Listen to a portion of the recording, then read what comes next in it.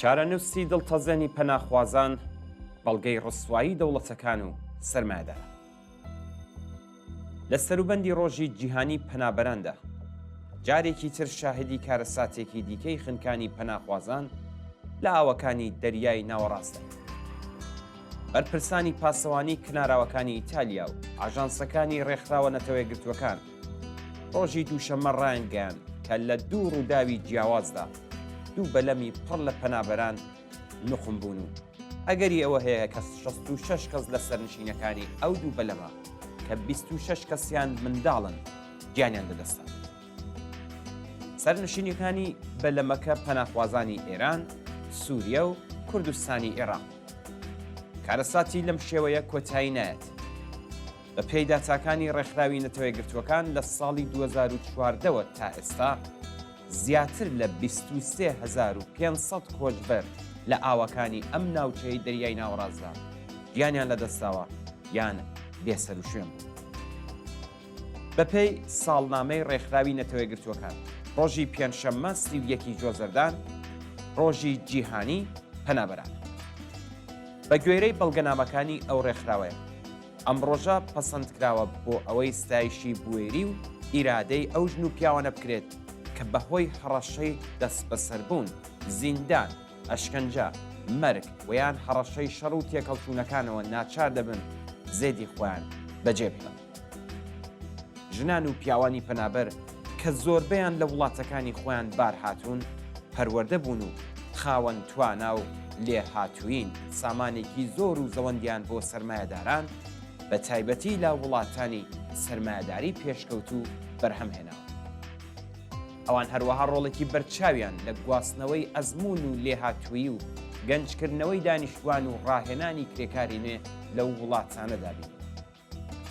ئایا لە جیهانی ئەمڕۆدا کە سەرمایە هەموو کەلێن و خوشبنێکی تەنیوە لەگەڵ پەناخواز و پەنابەران بە شێوەیەک هەڵسوکەوت دەکرێت کە شایەنی کەرامەتی ئینسانی ئەوان بێت؟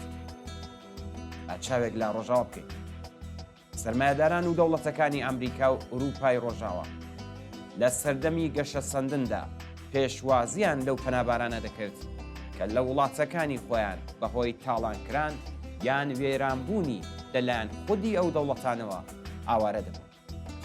بەڵام ئێستا کە سەرمایە لوقمی قەیرانێکی پێکهاتەی بووە، دەوڵەتەکان ئاستەنگی زۆریان لەسەر ڕێگای پەنابەران دروست کردووە بۆ ئەوەی ڕێگە لە چوونی شەپۆلی پەنابەران بۆ وڵاتەکانیان بگرن و بتوانن تەنها لێهاتووترین هێزی کار وەربگرن. لە وڵاتەکانی ئەمریکا و ئوسترالیا کە لە بنەڕەتدا لەلایەن پەنابەر و کۆچبەرانەوە بنیاتنراون، ڕاستڕەوەکان بەهۆی بە دوژمن لە قەڵەمدانی پەنابەرانەوە جێگە و پێگەیان بەدەستێنەوە. دەوڵەتەکان و خاوەنکاران تەنیا لە وڵاتانی سەرمایەداری پێشکەوتوودا نییە کە وەک مرۆڤ سەیری پەنابەران ناکەن. لە فلستین دەوڵەتی ئیسرائیل بەردەوام ئەو پەنابەرانەی کە لە چنگ شەڕ و وێرانکاریەکانی خۆی هەڵاتون کۆمەڵکۆش دەکات. لە کۆماری ئیسلامیدا هەڵسوکەوتی خاوەنکاران و دەوڵەت بەرامبەر بە پەنابەرانی ئەفغانستان ئەوەندە نامرۆڤانەیە کە ویژدانی هەر ئینسانێکی شەریف ئازار بدات. ئەوتەی بەشێک لە بەرپرسان 5 ملیۆن پەنابەر و کۆچبەری ئەفغانی لە ئێران دەژین و کار دەکەن.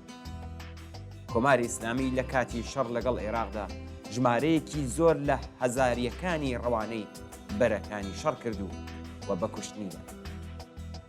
لەگەڵ کۆتایی هاتنی شەڕ سبای پاسداران ژمارەیەک لە گەنجانی ئەفغانستانی بە ئومێدی ئەوەی کە مافی پەنابەری و کار و داهاتیان پێدەدرێت ناچار کرد کە دوای بینینی خولێکی 15 ڕۆژە لە ژێر ناوی لەشکەری فاتمیوندا ڕەوانەی کوشتارگای سووریا بکرێن و ببنە قوربانی سیاسەتی گەمژانەی کۆماری ئیسلامی لە وڵاتە. سیاسەتی دژمنکارانەی بەرپرسانی حکوومەتی، میدیا ڕێگە پێدراوەکان، ناسیۆنالیستەکان و خاوەنکاران لە دژی پەنابەرانی ئەفغانستان هەمیشە بەردەوام بووە، بەڵام لە هەر قۆناغێکدا فۆرمێکی نوێ و هاوراز و نشێوی بەخۆیەوە بینیوە. ژنان و پیاوانی کرێکاری ئەفغانستانی لە زومرەی هەرزانترین هێزی کارن لە ئێراندا. ئەوان بەردەوام لەژێر چاودێری و بێبەشی و سوکایەتی پێکردندا بوون بۆ ئەوەی ناچار بکرێن ئەو ژێر دەستەیەی خۆیان وەک چارە نووسێکی چارە هەڵنەگر قبول کرد. بێبەشبوون لە مافی بیمە و هەر چەشنە خزمەت گوزاریەکی کۆمەڵایەتی، بێبەشبوون لە شوێنی نیشتەجێبوون لە زۆر یەک لە پارێزگاکان پیشانیانداین لە ناو قەفەسدا و نواندنی تند و تیژی لە کاتی دەستگیرکردن و دیپۆرکردنەوەیان تەنیا بەشێکی بچووکە لەو ئازار و مەینەتیانەی کە بەسەر ئەفغانستانیەکاندا هاتووە. ئێستا کەشتەپۆلی دژە کۆچبەری لە ئوروپای ڕۆژاوە بۆتە هۆی بەهێزبوونی حیزبە ڕاستەوەکان و ڕاستی توندڕە و سیاسەتەکانیان وەک نمونە و سەرمەش لەلایەن کۆماری ئیسلامیشەوە بەکاردەهێنرێت.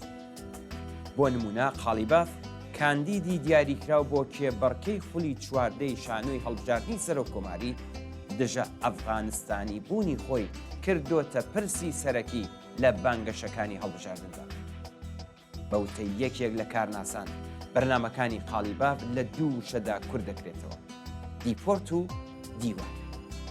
ئەم هەڵوێستەی سەرداری بکوژی خوێندکاران ڕنگدانەوەی ڕۆحی سەردەمە، سەردەمێکی کە تێیدا دوای دەیان ساڵ لە نێۆلیبرالیزەکردنی ئابووری و حکمڕانی، هەژارترکردنی کرێکاران و زەحمەتکێشان، کەمکردنەوەی بودجەی خزمەتگوزاریە گشتی و خۆشبژێویەکان و هەروەها تاوانبارکردنی کەسی تر بە هۆکاری کێشە کۆمەڵایەتیەکان ڕاستی توندڕە و لەسەر تاسەری جیهان بەهێز بووە.